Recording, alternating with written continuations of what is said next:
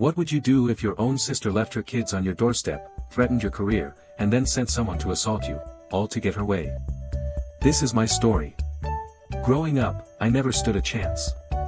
My sister, the golden child, was always the one who got everything, the attention, the praise, the beauty. It was as if the universe had handed her a golden ticket while I was left picking up the scraps. My mom, obsessed with looks, constantly compared us, and no matter how hard I tried, I never measured up.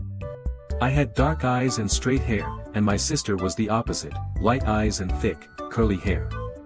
It wasn't just her looks that made her special, though. She was always charming, the favorite. I remember the countless times my mom pointed out how my sister could do no wrong while I was always being told to try harder, to be better. She was stunning, and I was just there. This, of course, led to years of resentment and bitterness between us. And with a mother who would do anything to protect her, I learned the hard way that I would always come second. But the worst was yet to come.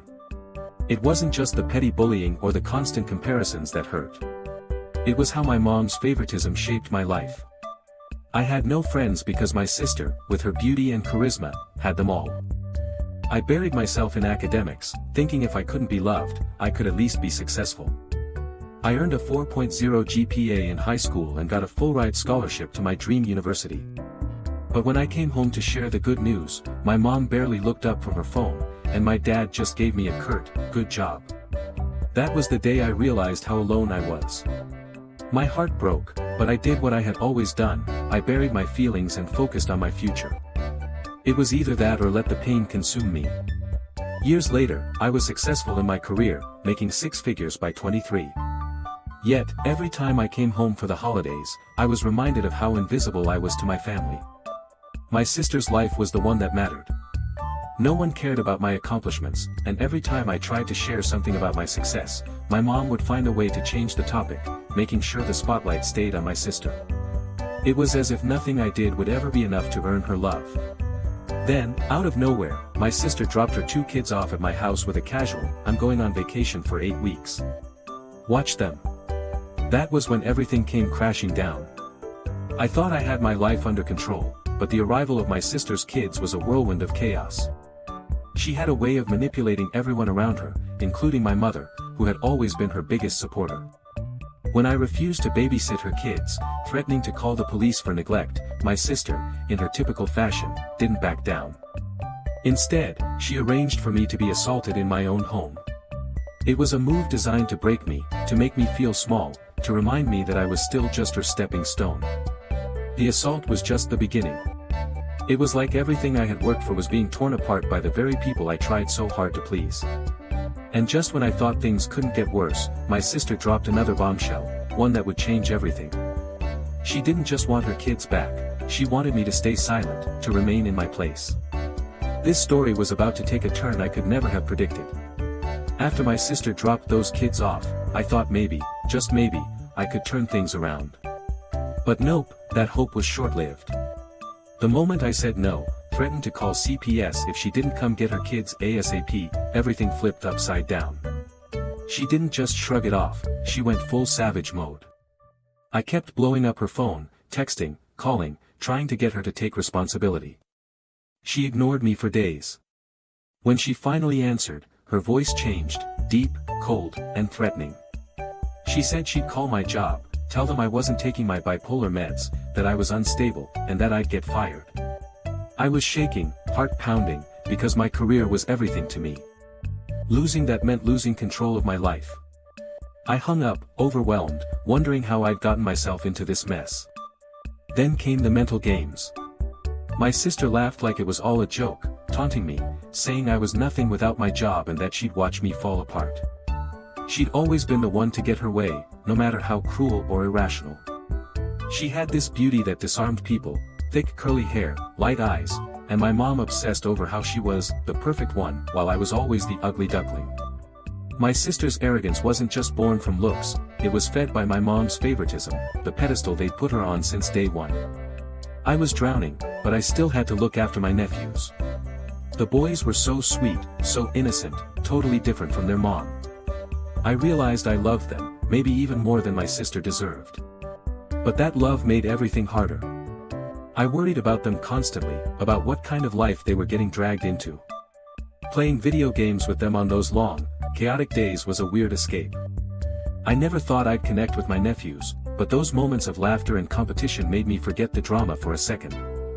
Yet, every time I saw their worn-out clothes or the holes in their socks, I felt furious and sad. How could my sister leave them like that? I bought them new clothes, treats, even Nintendo Switches, and though it felt like spoiling, I wanted to give them the childhood they deserved, something my sister and mom never gave me. Their gratitude broke my heart and reminded me why I had to keep fighting. Then the threats escalated. My sister kept calling, hurling insults, promising revenge. She was unstable, and I knew she'd do anything to get what she wanted. The blackmail, the manipulation, the assaults, it was a nightmare I couldn't wake up from. But I was ready to fight back. With my boyfriend's support, I secretly recorded her threats. That audio was my shield, my proof. When I finally called CPS, they listened. The agent confirmed what I feared: my sister was neglecting her kids and using blackmail. They opened an investigation. Even with the law on my side, I felt alone. My mom sided with my sister every time, dismissing my concerns, gaslighting me until I doubted myself. I screamed at my mom, demanding to know when she ever cared about me. The answer was never. She loved my sister more. This toxic family dynamic was a poison I couldn't escape. But for my nephew's sake, I had to keep going. I had to be the one who stood up, who fought for them, even if it meant standing alone. The day my sister and her giant muscle of a sugar daddy showed up at my door was the day I realized this nightmare wasn't just a bad dream, I was living it. I'd been hiding, playing it cool, trying to protect my nephews like a fortress. But nothing could have prepared me for that morning. My sister barged in, dragging a guy who looked like he could crush me with one hand, and my mom right behind them, cold as ice. Before I could even say a word, that man shoved me down hard enough to knock the breath out of me. My shoulder burned where he'd slammed me into the floor. I screamed at my sister to get him off me, but she just barked orders in a language I didn't understand. The entire house felt like it was collapsing, my heart pounding in my ears as my nephews, half awake and confused, stumbled out from the guest room. They looked scared, wide eyes, trembling hands, and I wanted nothing more than to protect them from the chaos their own mother brought. I tried to pull my oldest nephew away from that massive stranger, but he grabbed my head and slammed it into the wall. Stars exploded behind my eyes, pain flaring up as I sank to the floor. My nephews were ripped from my house with no warning, no belongings, no shoes. I watched helplessly, my mom crying but doing nothing to stop it. Then my sister spat in my face. I still can't believe someone I once called family could be so cruel. They left in a black SUV that felt like a prison on wheels. My heart shattered watching my nephews vanish in that car, taken away by people who didn't care about them. I broke down, sobbing, shaking, drowning in fear for those boys I barely knew but already loved fiercely. After my anxiety finally settled enough to think straight, I called the police. Turns out, CPS was already investigating my sister for neglect. The officer on the phone was one of the few who made me feel seen and heard. I rattled off every detail: the stranger, the license plate, the outfits, the chaos. I told him how wild my sister looked, like she wasn't herself. I had no doubt she'd been doing drugs overseas, turning into someone unrecognizable. That night, I couldn't sleep. My mind replayed every moment: the man throwing me around, the scared faces of my nephews, the silence after they were gone. I kept thinking about how my mom had stood by and let it happen. The family I once hoped would protect me had betrayed me, over and over. But amidst all the darkness, a tiny flicker of something new: hope. I started imagining a life with just me and my nephews.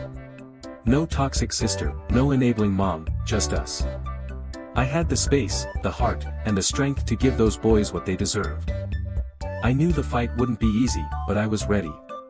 The police later told me about the dramatic arrest, how the stranger had fought off multiple officers, even punched some in the head, and how my sister had lashed out too. It was almost surreal, like a movie playing out in real life. And when they told me she wanted to use her one phone call to demand bail money from me, I laughed bitterly and told them to let her rot. My nephews ended up in CPS custody, safe but far from home. I was grateful but terrified. A week away was coming fast. the trip to Australia I'd been dreaming about, and I couldn't cancel without losing everything I'd worked for. It felt impossible to breathe, torn between love for those kids and fear for my own life unraveling. My boyfriend was my lifeline. Even thousands of miles apart, he was the one constant, the only person who truly had my back. He pushed me to get proof of my sister's threats, to stand up for myself legally. I recorded her saying she'd lie about my mental health at work, evidence I never imagined needing but so desperately needed now. With every tear I shed, every sleepless night, I clung to the idea that I could survive this. Not just survive, but win, for my nephews, for myself. I promised to fight, no matter what. I woke up that morning with a pit in my stomach that wouldn't go away. I had called CPS the night before, detailed everything about my sister abandoning her kids, her threats, and the chaos she'd left in my home. When the agent told me they'd open an investigation, I felt a small flicker of hope. But that hope was fragile. I knew my family had ways to twist everything, to silence me. My mom's call came out of nowhere. I didn't want to pick up, but some part of me hoped she'd finally see reason. Instead, the second I said I'd contacted CPS, she hung up like I was some enemy. I was shaking after that call, gutted that the people who should have been my support were the ones tearing me down. I realized then, maybe I was fighting this battle alone. Work was a minefield. The next day, my supervisor called me into a meeting with some bigwigs I hadn't even met. They looked at me like I was a ticking time bomb. Apparently, someone in my family had told them I was unstable, unmedicated, a danger to myself and others. The accusations hit me like a punch in the gut. But I was ready. I brought in every piece of proof, doctor's notes, therapy records, medication logs dating back years. I showed them I was stable, responsible, and determined. The room shifted from suspicion to respect. One even congratulated me on my recent work performance. Walking out of that meeting, I felt a weird mix of exhaustion and triumph. My sister's plan had backfired spectacularly. I called her right from the parking lot, laughing through tears as I told her how she'd failed. Her response was predictable, yelling, name-calling, threats. But for once, I wasn't afraid. I was angry. So angry that I knew it was fuel, not poison. Back home, I tried to focus on the kids. My nephews were sweet, polite, and so different from their mom. They needed normalcy, kindness, things I never had growing up. We bonded over video games and pizza, their laughter a balm to my frayed nerves. When I saw how excited they got picking out new clothes, old ones that didn't fit or were worn thin, I nearly cried. For once, I could give them the childhood they deserved. The phone calls with my sister were a war zone. I recorded everything, the threats, the lies, the poison she spat. I handed the evidence to CPS, who took it seriously this time. They opened their eyes to the truth behind my sister's mask. Then came the day they came to take my nephews. The chaos. The fear. That giant stranger hauling my boys away. I was broken. But I wasn't defeated. I filed charges, took my family to court, and prepared for the longest fight of my life.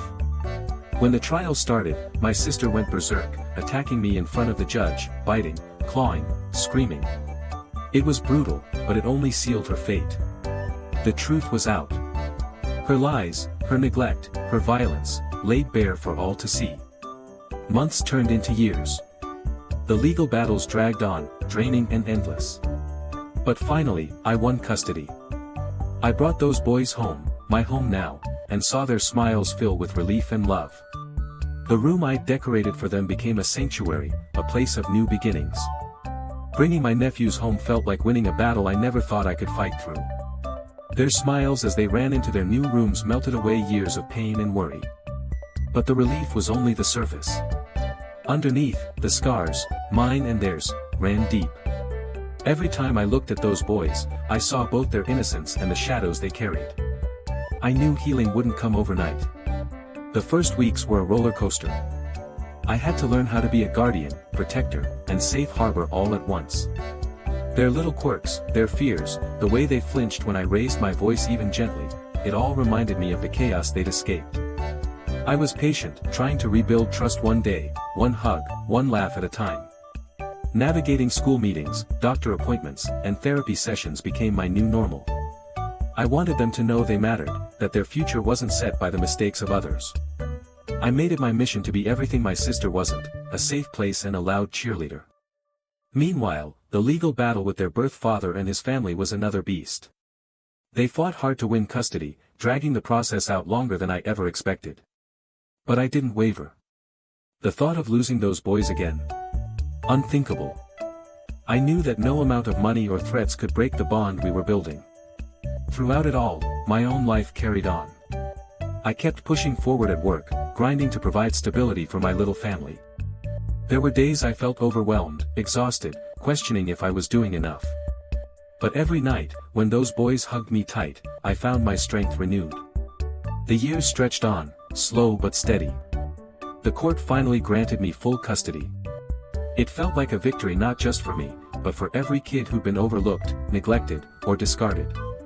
Watching my nephews blossom in a safe home was the sweetest reward I could imagine. There were tough days, sure, moments when old wounds opened, when memories threatened to pull me back. But I kept reminding myself that healing isn't linear. It's messy and complicated, but it's possible. And we were doing it together. As my nephews settled into their new life, I found myself reflecting on the path that led us here, how years of neglect, betrayal, and trauma shaped us, but also how resilience and love could rewrite our story. The custody battle was far from over, but every court date, every legal victory, felt like peeling back a layer of darkness to reveal something stronger underneath. Living with the weight of family history is never easy. I constantly battled the ghosts of my past, my mother's coldness, my sister's cruelty, but for these boys, I had to stay strong. I reminded myself daily, I wasn't just fighting for my nephews, I was fighting to break the cycle that had trapped our family for generations. One day, while helping my eldest nephew with homework, he looked up and said, "Auntie, I want to be someone who helps kids like me when I grow up." That simple sentence cut through years of pain and lit a fire in me. It was a reminder that the future wasn't set by our past, and that we could create new legacies, ones rooted in care, understanding, and hope. My relationship with my sister remained a minefield. Despite her incarceration, the wounds she left lingered: betrayal, loss, anger. I grappled with forgiveness but knew it would take time. For now, my focus was on building a family founded on trust, laughter, and safety. Every small victory, whether a bedtime story, a school play, or a quiet night with no nightmares, was a step forward. I documented these moments, not just for me but as proof that healing was possible. I shared some stories anonymously in women's support groups and blogs, hoping others would find strength in our journey. Work became more than a career, it was a lifeline. The stability it provided allowed me to create a home where my nephews could thrive. I advocated for mental health awareness, often thinking about the silence and stigma that had surrounded my own struggles growing up. I wanted to be the voice for those still trapped in darkness. Despite everything, I allowed myself moments of joy, small escapes that reminded me life could be beautiful. Weekend hikes, movie nights, and spontaneous ice cream runs became treasures. Watching my nephew's smiles, I understood that family wasn't just blood, it was who chose to show up and stay. The dust had barely settled from the courtroom battles, but life didn't pause for me to catch my breath. Custody one meant a new kind of responsibility, one that came with a mix of relief, exhaustion, and the daunting challenge of healing broken little souls. My nephews were safe now, but safety was only the start. We moved into a modest home that felt like a fresh canvas. Every corner was a chance to build something better, wall colors chosen by the boys, their laughter echoing through the halls, and a promise that this time, no one would ever have to run or hide again. But beneath the surface, the scars ran deep. The nightmares haunted them, and sometimes me too. At night, I'd sit by their beds, whispering stories of strength and hope, reminding them they were loved beyond measure. I became a student of trauma recovery, reading everything I could find, learning how to support their healing without pushing too hard. I wanted to be their anchor, the steady force in a world that had so often felt unstable. Outside the home, the legal battles continued. Their father's family was relentless, throwing everything they had at us to wrest custody back. But I stood firm. Each hearing was a test of endurance, but the truth and the boys' well-being were on our side. I had a lawyer who believed in our cause as fiercely as I did, guiding me through the labyrinth of courtrooms and paperwork. Meanwhile, I was rebuilding my own life, balancing work, therapy, and parenting. Therapy sessions became a refuge where I unpacked years of pain, confronting how my own upbringing shaped my fears and insecurities.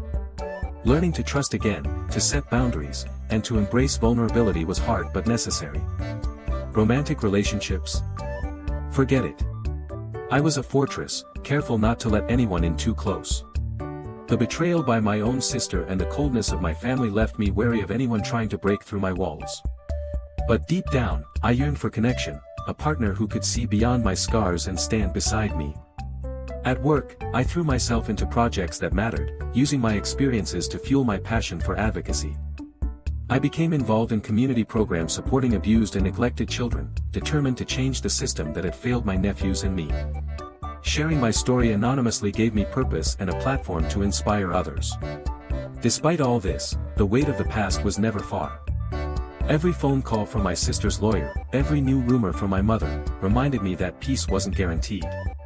But I was ready to fight, for my nephews, for my future, and for the family we were building from the ashes. In quiet moments, I looked at my nephews and saw not just the trauma but the incredible resilience shining in their eyes. They were my reason, my strength, and the living proof that even the deepest wounds could heal with love and courage. Life slowly began to settle into a new rhythm, though the shadows of the past lingered like a whisper in every quiet room. The house was filled with the sounds of childhood, giggles over video games, the clatter of school backpacks, and the occasional impromptu dance party in the living room. These moments were my victories, small and precious, reminding me why I fought so hard. Yet, healing wasn't linear. My nephews had good days and bad days, flashbacks, fears, and questions about the family they barely remembered. Sometimes their little voices trembled as they shared memories I wished they didn't have. At night, I wrestled with my own ghosts, old wounds reopened by custody hearings, by unexpected letters from my sister's lawyer, by the silence of my mother who'd vanished from our lives. Work became a sanctuary but also a battleground. I used my platform to speak out about family violence and child neglect, hoping to spark change that would prevent others from walking my path. Each article, each speech, was a declaration of survival and strength. I wasn't just a victim, I was a fighter, a voice for those too scared or silenced to speak. Love? It was complicated. I found myself wary of trusting anyone fully. I dipped toes into relationships cautiously, always carrying the scars of betrayal like armor. Yet, moments of tenderness broke through, the quiet understanding of a friend who didn't judge, a partner who held space for my pain without trying to fix it. Slowly, I learned that love could be gentle, not just a battlefield. The court battles dragged on, exhausting and relentless. But with each hearing, with each testimony from me and my nephews, the walls that had once confined us started to crumble. Our truth was loud and undeniable. I found strength in solidarity with other families fighting similar fights, sharing stories, advice, and hope. One afternoon, as I watched my nephews playing in the park, their faces lit by the golden sun, I felt a surge of gratitude and determination. This was what mattered, this was why I kept pushing forward. To give them a childhood filled with laughter, safety, and possibility. To reclaim the joy that had been stolen from us. The past would always be a part of us, but it didn't have to define us. With every step forward, I was rewriting our story, not as victims, but as survivors and champions of a better future. The courtroom became an all-too-familiar stage, the place where every ounce of my strength was tested. The custody battle wasn't just a fight for my nephews, it was a battle to protect their future, to wrest control away from the chaos my sister and mother had brought into their lives. Facing my sister again, under those harsh courtroom lights, was surreal and painful. The venom in her eyes, the snarls, the spite, it reminded me how deep the wounds ran, how much damage she had done.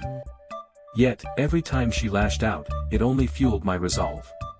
I wasn't just fighting for myself anymore, I was fighting for two little boys who deserved love, stability, and a chance to thrive. The judge saw through the chaos, through the lies and manipulation. Slowly but surely, the truth emerged, the neglect, the emotional abuse, the broken promises. I presented my evidence, every photo, every record, every tear-filled testimony from my nephews. Their courage inspired me, reminding me why I had started this fight in the first place. Outside the courtroom, life wasn't perfect. There were days when exhaustion overwhelmed me, when the weight of the past and uncertainty of the future pressed down so hard I struggled to breathe. But I found moments of light. The simple joy of a bedtime story, a laugh shared over a silly game, the feeling of tiny arms wrapped around my neck. Those moments were lifelines, anchors pulling me through the storm. I also leaned into my support system, friends, mentors, therapists, people who reminded me that I wasn't alone, that healing was possible. Therapy helped me unpack years of pain and self-doubt, slowly rebuilding the confidence that had been eroded by years of neglect and comparison. I learned to set boundaries, to speak up, to believe in my worth. And then, the day came. The judge's ruling was clear and decisive. I was granted full custody of my nephews. The relief was overwhelming, tears streaming down all our faces. It wasn't just a legal victory, it was a reclaiming of family, of safety, of hope. Bringing them home was the beginning of a new chapter. I decorated their rooms with bright colors, filled the shelves with books and toys, and created a space where they could be kids, free to laugh, to dream, to heal. Watching them settle in, finally safe and loved, filled my heart with a joy I hadn't known was possible. The road ahead wasn't easy. The scars ran deep, and healing would take time. But we were together, and that made all the difference. We were no longer defined by the past but by the love and resilience that carried us forward. Starting fresh with my nephews under my roof was like breathing for the first time in years. The weight of the past didn't vanish overnight, but in their laughter echoing through the house, in their small hands gripping mine, I found a purpose stronger than any fear or doubt. We were a family forged in struggle, but determined to thrive. I watched them rediscover what childhood should feel like, bedtime stories without fear, meals filled with warmth, and mornings where they woke up feeling safe. The little things mattered, a favorite cartoon, a new backpack, a homemade cake on birthdays. These moments stitched together a new fabric of love and stability. For the first time, I felt like I was not just surviving but living. But reclaiming their lives also meant healing my own wounds. Therapy became a sanctuary, a place where I could unravel the pain, confront my scars, and learn to trust again. I worked on building confidence, on setting boundaries, and embracing the woman I was, not the one my family tried to define. It wasn't easy, and the nightmares sometimes still haunted me, but every step forward was a victory. My nephews thrived in the calm. Their smiles grew brighter, their eyes sparkled with hope. School became a place of excitement, not dread. Their little milestones, learning to ride a bike, making friends, standing up for themselves, became my celebrations. In teaching them to believe in themselves, I was healing myself too. Life with them was chaotic, loud, and beautiful. There were days filled with scraped knees and temper tantrums, but also with hugs so tight they took my breath away. We created new traditions, forged new memories that didn't carry the shadows of the past. Slowly, the house felt like home. And in the midst of rebuilding, I found love. Not the complicated, painful love I had known growing up, but something kind, patient, and real. My boyfriend became a partner in every sense, supporting me, loving my nephews as his own, reminding me daily that family is what you choose and nurture. Looking back, I understood that my story wasn't just about pain or betrayal. It was about resilience, about reclaiming my life, breaking cycles, and creating a future defined by love and freedom. That necklace from my past, once a symbol of oppression, became a reminder of how far I'd come. I carried it not as a chain, but as a token of strength. My journey taught me that even in the darkest moments, hope persists. That we can break free from the chains of our past and build lives filled with joy, love, and purpose. I wasn't just surviving anymore, I was thriving. And with my nephews by my side, we were ready to face whatever came next, together.